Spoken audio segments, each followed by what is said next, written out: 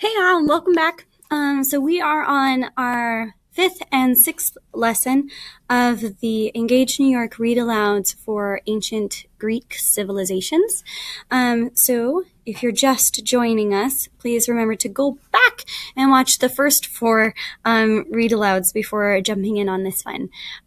Maybe you only need to listen to this video, or maybe you only need the next part of the video, so just fast forward until you see my big round face again, and that's where the second video will begin, or the second half of this video begins. Remember, I don't stop for vocabulary, discussion questions, or comprehension questions in this video. It's just the read aloud, so if you'd like any of those things, please be in touch, and I will get them for you. So let's jump in with all for Sparta.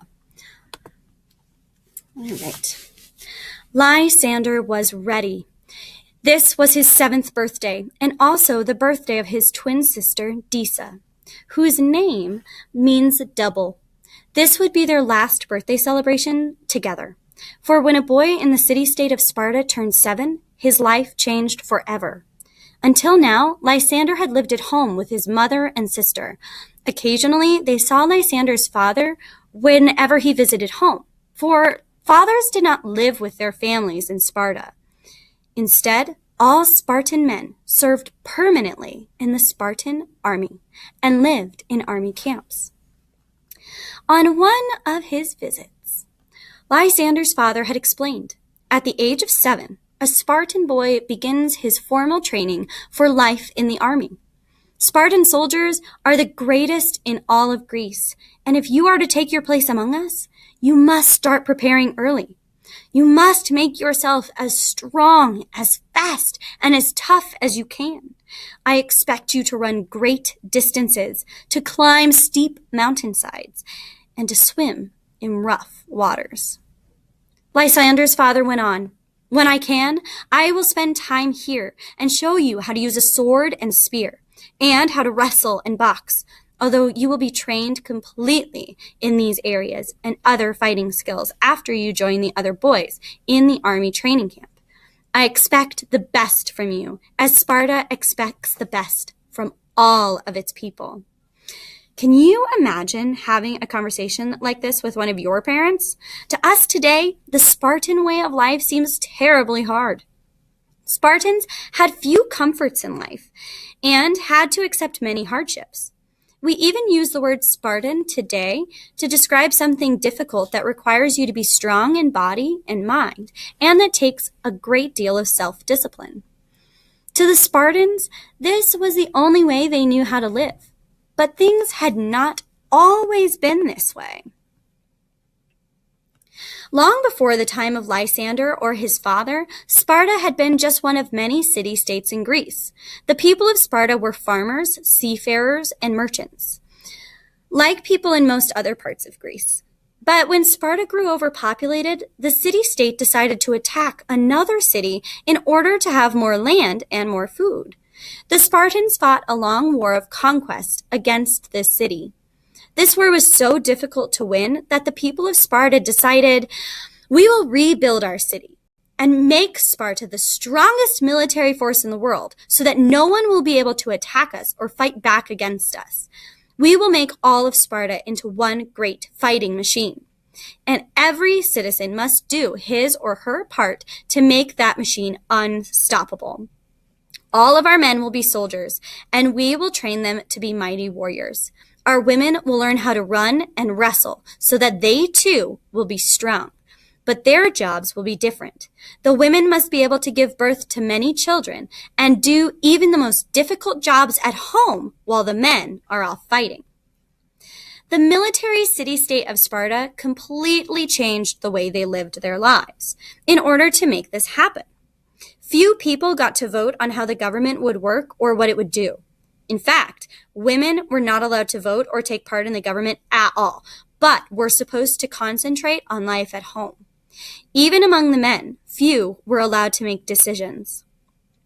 There were 2 kings instead of 1, so that one person could not hold all the power for himself. The 2 Spartan kings, in addition to helping run the government, led the Spartan armies. If one died in battle, the other would still be alive to lead the Spartans. To pass laws, there was a council made up of 28 elders and the 2 kings. Whereas the 2 kings could be younger, the other men in the council had to be at least 60 years old to be sure they had enough life experience to help run the city-state as the Spartans thought it should be run. Sparta was mostly what we call a closed society. That is, the Spartans did not conduct a lot of business with other parts of Greece. Instead, they tried to make or grow in their own city-state all that they would need in order to survive. They did not want to open themselves up to other people's ideas of how to live or to a possible invasion by another city-state. As he celebrated his 7th birthday, Lysander thought, "Today I will leave my family home to begin training as a soldier." Later in the day, a husky Spartan soldier came to the house to lead Lysander away. The fellow introduced himself as Platan, which means broad-shouldered in Greek. Lysander wanted to look brave in front of him, so he did not cry when he said goodbye to his mother and sister. Still, when his sister Disa whispered, "I'll miss you," he whispered back, "I'll miss you too." As Lysander marched off with Platan, the soldier told him, "Your father and I served together in a war. In fact, he saved my life. So when I heard his son was going to join us, I requested the chance to bring you to your new home." The soldier continued, "Life at the training camp will be very difficult different from what you've known. They will take away your shoes so that you learn how to march and run barefoot in an emergency. You will get rough, old clothing to wear. It's not comfortable, but neither is armor. And you may as well get used to discomfort. As for the food," Platon grinned, "it's even worse than what we soldiers eat, and there's not enough to fill your belly. But sometimes the soldiers will offer you and the other boys some nice, fresh cheese. If you can get it. The soldiers won't make it easy for you. Only the bravest and strongest boys will be able to accomplish that feat." "Or the hungriest," Lysander said. Platon grinned at him again. "I think you're going to do just fine," he said, and they marched onward together. All right, so that's all about the city-state of Sparta for now. We will definitely be returning to some interesting stories about Sparta. The legends that surround the Spartan armies are vast and numerous. It's an incredible group of people to study for sure. One of the legends say that in order to decide who was going to be a soldier or what part in the army people would play is they would take young children out in society. They would take young children outside at night, and they had to look at a constellation called the Pleiades. And the Pleiades is known as the Seven Sisters because there are 7 major stars in the Pleiades constellation that are very bright. Like on a given night, you can see all 7 stars. And they would have children look up at the stars and say how many of the 7 sisters they could see. And if they could see all 7, then they had good eyesight, right?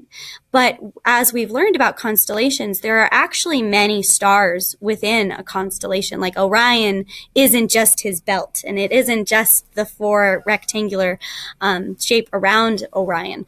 But so there are many more stars. And so people could see 13 stars in the Pleiades constellation. And those children would then become the archers that need incredible, excellent vision in order to see a target. Or they would get jobs that were decided by their vision. And that's just one of the many legends around the society of ancient Sparta. That's pretty cool. All right, so that's the end of that read aloud. So we're going to move on to another city-state that has kind of a different background and a different part to play in ancient Greece. So if that's the only read aloud you needed, you can stop the video here, or maybe you're just starting. Welcome. And we are going to just go through the read aloud, no discussion questions, comprehension questions, or vocabulary. Please get in touch with me if you need any of those things. All right, let's get started. So, Today, our second read aloud is called Athens and the Olive Tree. Far from the city-state of Sparta, another group of Greeks found the ideal place to build yet another new city-state. That high hill will be the perfect place to build a city around, these Greeks said. There is also a good harbor for boats just a short distance away. Almost all Greek cities were built around high hills. That way, if an enemy tried to attack the lower areas of the city, the people would climb up and gather on the hill beyond the city walls, where it would be harder for the enemy to reach them. Now that this group of Greeks had found just the place they were looking for, they needed a name for the city. One of the Greek stories tells us that while the Greeks were trying to decide on a name for their new city, an amazing thing happened. 2 of the gods appeared to the people and spoke to them. The first appearance came when the Greeks were gathered at the nearby harbor. The huge, muscular figure of Poseidon rose up from the sea. All around him, dolphins leapt and played in the waves, and the seabirds circled in the air around his towering head and shoulders that seemed to almost reach the clouds. "Hear me, little mortals," Poseidon boomed. And even those farthest from the shore could hear his loud voice. "You would be wise to honor me above all other gods and goddesses, for as Lord of the Sea, I can bring you good luck in your fishing." He lifted his vast hands and said, "Look!" Hundreds of fish leapt from the waves and sank back again. Lowering his hands, Poseidon, who was the god of the sea and all that crosses the seas, including ships, continued, "I can also bless the safety of your fishermen while they ride upon the waves, and see to it that the ships in which your merchants trade move swiftly and smoothly to distant shores and back home again. I, Poseidon, will do all these things for you and more if you will honor me." The people were overjoyed to hear this. And turning to one another, they said, "How wonderful! We shall tell Poseidon that we will pray to him above all other gods." But according to the story, before they could say this to the god of the sea, another voice called out to them, "Hear me, O people."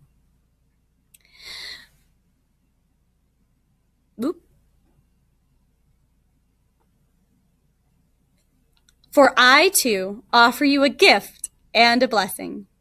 This time, it was a female voice they heard, speaking in calm, clear, intelligent tones.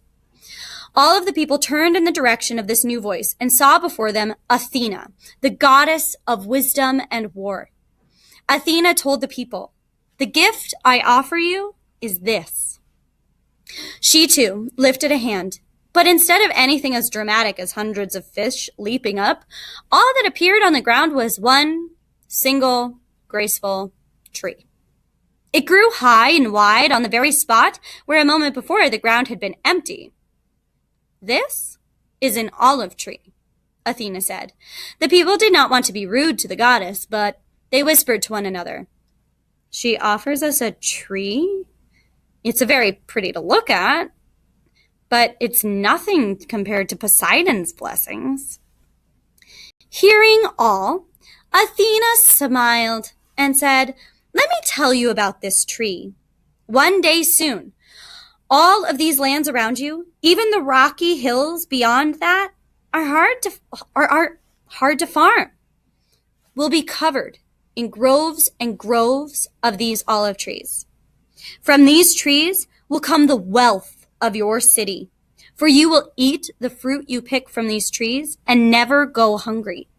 The oil you squeeze from the fruit will be so delicious that its flavor will improve anything you cook with it. Fill a lamp with olive oil, set a dry rope wick in it, and ignite it, and you will have light in the darkest hour of the night.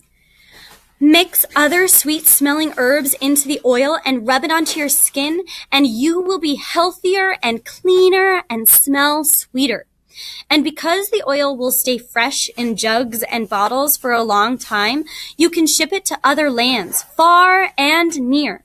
For many people will want to have these blessings of the olive tree for themselves. The tree itself will be a blessing too, for in its shade you will find shelter from the heat of the summer sun and from the cold rains of winter. The wood of this tree will be fine for carving, so you will never lack for bowls, plates, or furniture.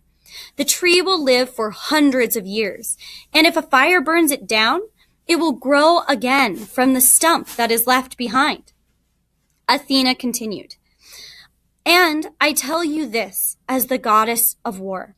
The olive branch will become the symbol of peace. Pray to me when you are in danger, and I will protect you." Athena gestured to the olive tree and said, "Here then is food, fortune, and protection that will be the great blessings of your people forever if you choose me." The people thought about what Poseidon and Athena had offered and came to a decision. They told the god of the sea, "Great Poseidon, you have offered us wonderful things. We will always offer prayers to you and be grateful to you for the riches of the sea, however much you choose to share from them your great and generous heart. But we will be the people of Athena and her olive tree." To Athena, the people said, "To show you our devotion, we will name our new city Athens in honor of you and your blessings."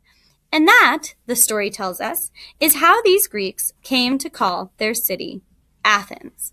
Now, to this day, the olive branch is still considered a form of peace. For example, and it doesn't have to be a literal olive branch. We say we're extending an olive branch whenever we try to make peace with someone else. So, for example, when before the American Revolution, America extended several olive branches to England, to Britain, to try and make peace before our eventual rebellion and revolution. But the attempts at peace are what we call an olive branch. So that's still a very true thing. So I hope you enjoyed today's 2 read alouds, and I hope you come back for more. Remember, if you need any vocabulary words, discussion questions, or comprehension questions to use at home, to let me know so we can get in touch and do that. All right, I'll see you next time for Read Aloud 7 and 8.